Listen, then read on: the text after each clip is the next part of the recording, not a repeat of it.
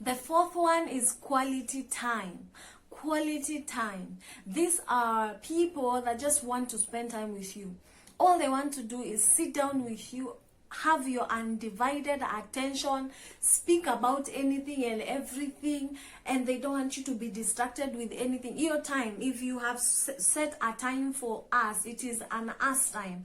They don't want you to receive calls. They don't want you to be distracted by your television or a movie that you're watching. They will even tend to pause the movie because they want you to have eye contact and you're talking, and they want to feel that intimacy is just having us time. They want to look at you and stare at you like this and admire you, and they're like, I like your nose. They don't necessarily speak about it, but they can just look at you for an entire 30 minutes, just enjoying your company. They want to sit next to you. They want to hug you. As in, they just want to spend time with you. Yeah, and these people don't necessarily, especially if you have a busy schedule, yeah, find like 30 minutes, 10 minutes where you are not you're not listening to radio, where you're not doing nothing, you just want to spend time with them. Yeah, you can do a romantic song, put it on play, chuko mrembo muinue, dance for like 5 minutes. Undivided attention, where you're just looking at her. Sometimes we watch these movies and we don't use them to our advantage. It is a love language. We want to spend quality time. Girls want you to take them out on a picnic. It is not the act, it is not with them, it is not necessarily the act of service of let's go for a picnic. It is the thought that comes that, you know what, I want to spend time with you. Where can we go and just have our me and you time alone? Yeah, so there are those kind of people. They want to spend time with you when they have been so busy, or you have been so busy with work, and you spend some few minutes just speaking to them on a personal level, knowing how their day was, just getting to talk to them. Yeah, they just want you to have their time, you know, to have time for them, to listen to what they have to say. Yeah, they want to pour out their heart, and you're there, and you're listening. For them, that counts. So they value quality time with you. If someone wants to spend time with you, they will actually do it because they love you. They want you to express love by giving them time. If you've had a spouse that is complaining and they're saying, wewe hata unanga time yangu, please make the time, because you don't know if that is their love language. You might be a very good lover, you might be a very good kisser, but if they are complaining about time and their primary love language is spending quality time with you, you might actually lose them, not because you are a bad person or because you're not romantic enough, but because you're not meeting their primary source or their primary love language. So whatever you're doing, they are not receiving it. Whatever you're acting, they are not feeling it. Please give them time. When they say, wewe hata unanga time yangu, ukiingia kwa hii nyumba umeshaka chini, and sometimes maybe you're both seated, both watching TV, but bado anasema hauna time. You maybe go to church together. For you, you feel like you're spending time with them, but for them, because their primary language is quality time, they don't feel like it is just you and them, because when you're sitting down watching a TV, they feel that you're distracted with the TV. When it is your time with them and you've gone somewhere and you've invited an extra friend that just to make the day fun, they feel like this is not quality time because we have other people around, so we can't have a one-on-one, you get. Yeah, so give your significant other that quality time and allow them actually to get to know you, and you can be vulnerable in that space where it's like your alone space where you guys can just be vulnerable to one another and talk about things and be as candid as possible. With people who love quality time, they like eye contact, so please maintain a lot of eye contact. It shows that you are actually having a conversation with me. I am listening, like the same way I'm looking at you right now. I'm talking to you, so I'm not distracted, I'm not looking at any other thing, it's just me and you. So people who want quality time value eye contact, maintain eye contact. When they are speaking, please be very keen, Pay keen attention to what they're saying, because they will ask you another time. They will remind you. But then unakumbuka ile siku nilikuwa nakwambia ABCD. And then there are people, especially because they know that we spent quality time, those are memories that they have and they will keep them. So they will tell you something that happened then. And if you don't remember, they're like, Ata, you don't give me attention. Because for them, it's like, we were there together. If you're not distracted, why can't you remember? The only reason why you're not remembering is because you are distracted. And again, it begins issues for you. So be very keen when they're speaking, when you're having your quality time, because it might be a conversation that will be brought up again in the future. And when you don't remember, it will become an issue. Are we together? The fifth one is physical touch. And I know a lot of us that maybe, especially when we are all new in relationships, we tend to touch each other a lot, especially the hands, and you want to put your hand around her waist. But after the relationship gets a bit older, the touching of hands, the holding of the waist kind of reduces. It doesn't reduce for people who their love languages is touch. Now, if someone loves to be touched, touch for them is like oxygen. They breathe it, okay? Every time you touch them, it's like you fuel their love tank. Unaijaza. Every time you touch somewhere and they're sitting alone and they're reminiscing on what just happened, they're like, this guy really likes me, you know? When we are alone, he touches me. When we are on the street, he walks holding my waist, you know, he holds my hand. And they actually really love physical touch. It can be a slight kiss on the cheek. It can be a hug from the back when they are cooking. It can be just coming and hugging them like this when they're doing something. You know, small things but physical touch that actually fuel their love tank. Now, everyone that we consider romantic actually is very physical. They tend to be very touchy. We say, the woman ananitaka. Especially for ladies, when the guy is all over you, you feel umse anagonga ndipo. Like, it is not necessarily about sex, it is touch. Like, you just holding someone's hand, yani, it feels really nice. It really does. And I'm speaking with so much passion because Mimi, I am for the physical touch. That is my primary love language. And because I feed from it, I don't give it. Okay, I have started to give it, but I didn't used to give it, but I really liked to receive it. Hugs once in a while, when someone just hugs you, and they hug you honestly, and they just stay there for 2 minutes, you feel like, oh, you can even breathe better. Like, you feel, especially when you're stressed and you have issues on your, you have stress, and you have this person that loves you, and they just come and they hug you like this, and they're there. You just feel like, you feel like everything that was an issue for you has just gone. So for us that love physical touch, it is I don't know, it is very relieving to just have someone who, it makes you feel like you are wanted.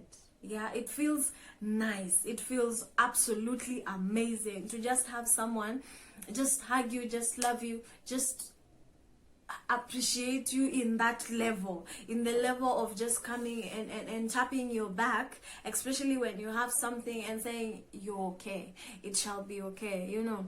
It feels really good, really warming.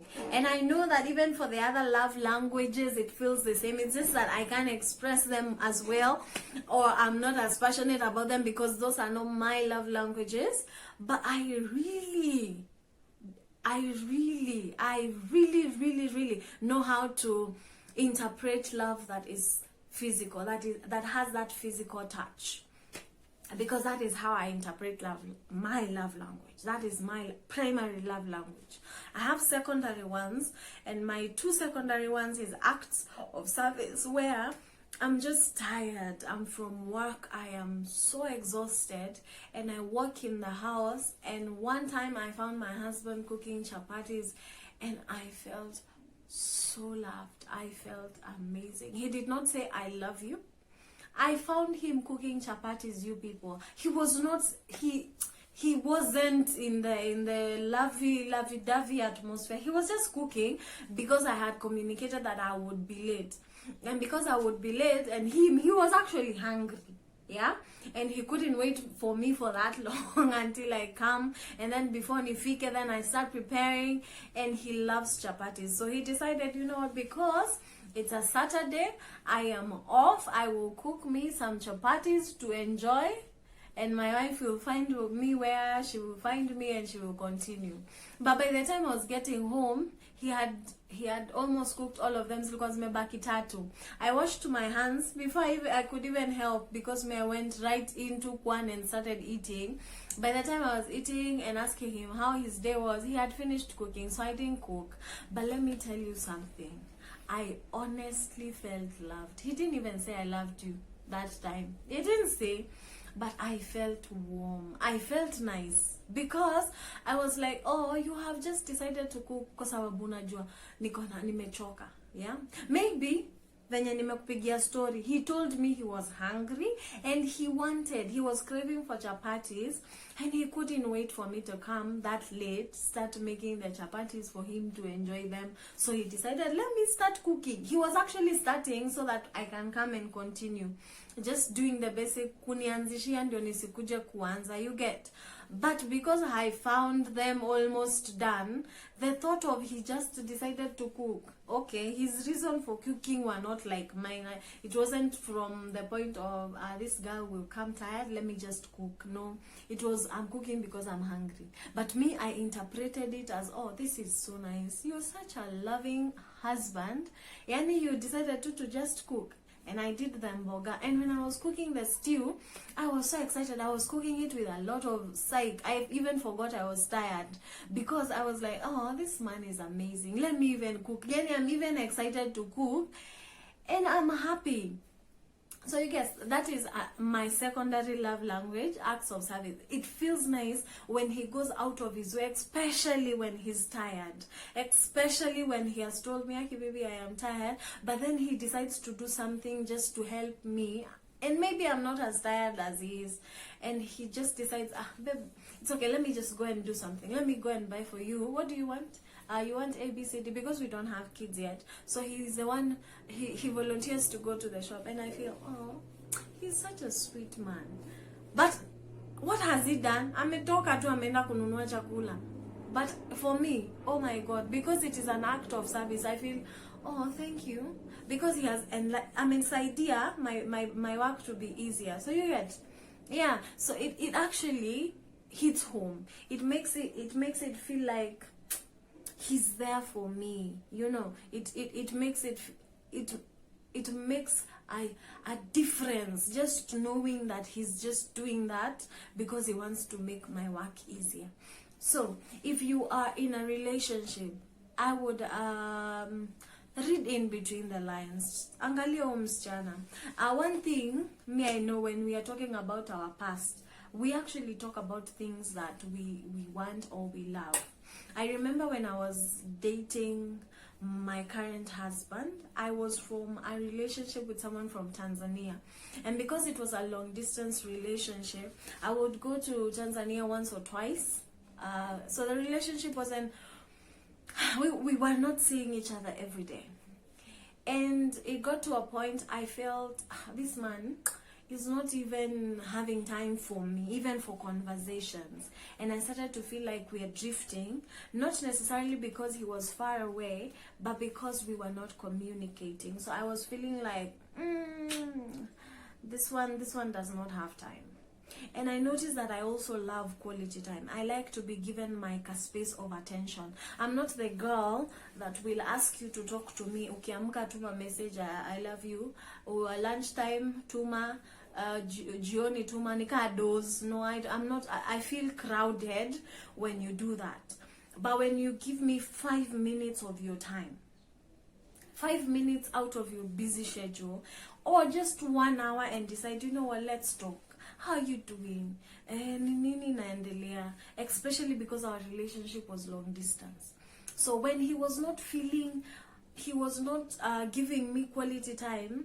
I actually started having issues, and I was saying, huyu ni kama amepata mtu. Now he has become too busy. Even he doesn't have time to say hi. In a whole week, we cannot even talk. There's no quality time. This one is dating someone else. And I don't know what happened or the reasons why he was quiet. He was saying he was busy with work.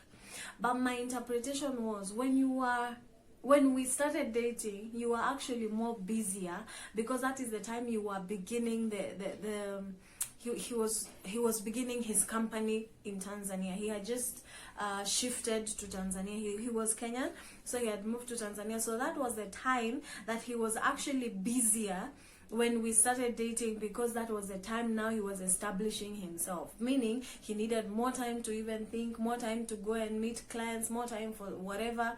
But now that we have dated, we're almost a year, it's now when you're busy that you don't have time for me, and when you're beginning your company, we will talk even for 3 hours, you see. So it felt weird that now you don't have time, yet you had the time when you were actually busier. So I felt hapana wewe unacheza. So that's how I knew that also quality time is a secondary love language for me. So my primary is physical touch. My secondary are acts of service and quality time. Now, I am giving you a story of my past. Why? Because I remember also when I was talking to my husband, when we were dating, and I was telling him, I have noticed that there are 3 things I actually don't want to compromise on, especially on our relationship. When I ask for time, please give me time. Like, just to make time for me. I know that men can get busy when they are working, when they're trying to like stabilize and find and become the heads of the house and be A, B, C, D. But please give me time. Give me time. Come sit next to me and just hug me. You know, just like that. Don't talk. Let's just hug. Don't watch a movie. Let's do that for like, I don't know, 3 minutes. Just give me time. Another thing I told him is about just acts of service. Okay, I didn't tell him I needed them. I just expressed it. I was like, hey, there's something about someone who just comes and just helps you. You feel loved, you know. It's a way of just communicating and just letting him know what I love, so that he can actually meet that need. And he has been actually he has gone far and beyond. He has surpassed the expectations, because of course we tend to compare people with our pasts. So he has surpassed the past, so that makes me feel like he's doing much. Anaweza kuwa hata afanye mingi, but because I'm comparing him with the few boyfriends I had before him, I'm like, you're doing well. You are doing perfectly well. Yeah. And also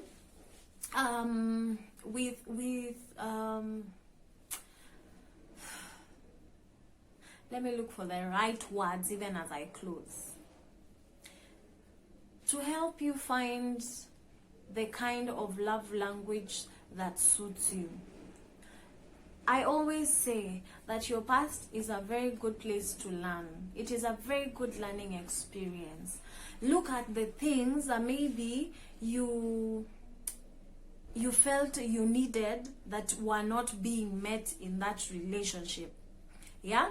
Because when you say that, for example, ex wangu atakuwa ananibuyia gifts.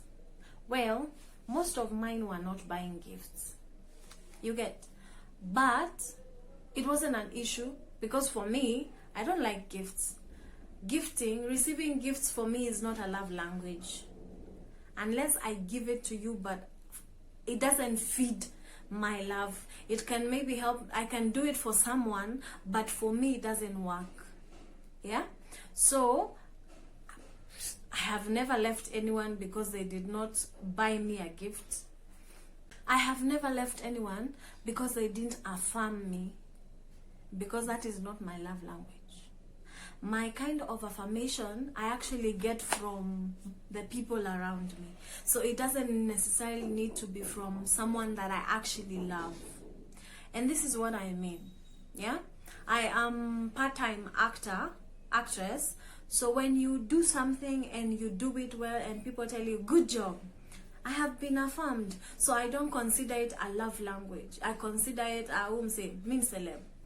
sorry to say, but it feels like it's working in that perspective. So I wouldn't expect my husband to do the same, and I appreciate that as a love language. We are together. Yeah, so that is basically what we are saying. So just look at your past. What did you feel like was missing in your previous relationships? Then work on that, and when you work on it, it will help you to even know what is your love language.